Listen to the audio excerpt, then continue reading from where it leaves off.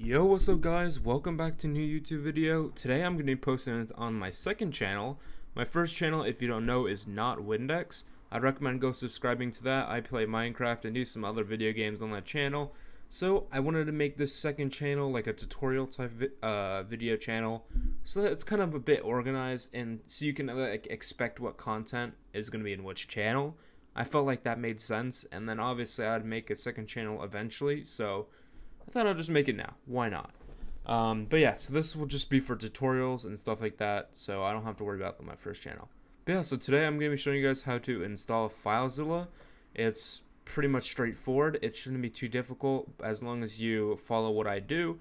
Obviously, the key takeaways is make sure you don't click on stupid ads, and you click the right things, which obviously what I'll be showing you today. But yeah, let's get straight into it. So you want to go to your browser and just look up Filezilla, and then it'll be the first result. For some people, they'll have a couple ads before this, so make sure it's Filezilla project without like ad or a different link. So make sure it's this, so you don't click the wrong thing. So make sure it's this. Click this. And then you'll be prompted with two different options, the server or the client. You just want to click client. And then I'll obviously be prompted with, depending on what OS you're using. So for me, I'm using 64-bit Windows 10.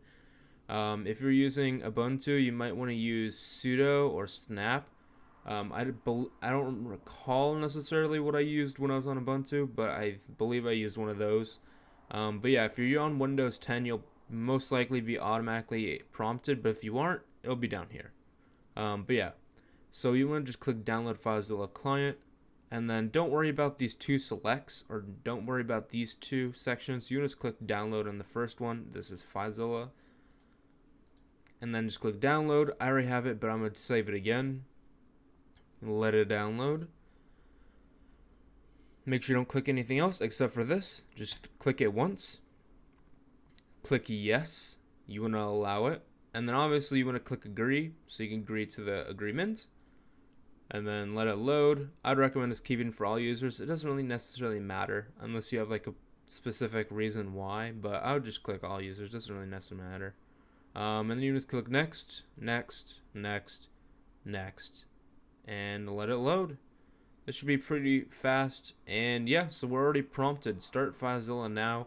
You can enable that or disable that, but I'm just going to keep it enabled and click finish, and then automatically you'll see on the taskbar Filezilla has started. For you, you'd be automatically prompted with a welcome, like a little welcome box right here in the middle of your screen. But for me, I don't have it, probably because I just installed it and then I installed it again, so for whatever reason it just didn't load. But if you're wanting to use an SFTP, all you have to do is just put in your normal information right here. So I believe the host is the address, and then the username is the username, and then the password is your panel's password. Like if you're using Minecraft hosting and you SFTP, your panel password would be this password. And then you can usually just leave the port empty.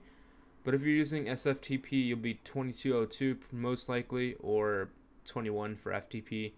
And then once you put your credentials in, you can just click quick connect, and then you'll have an option to save your password, and then you will be prompted with if you want to trust the host, so you won't have like that pop-up ever again.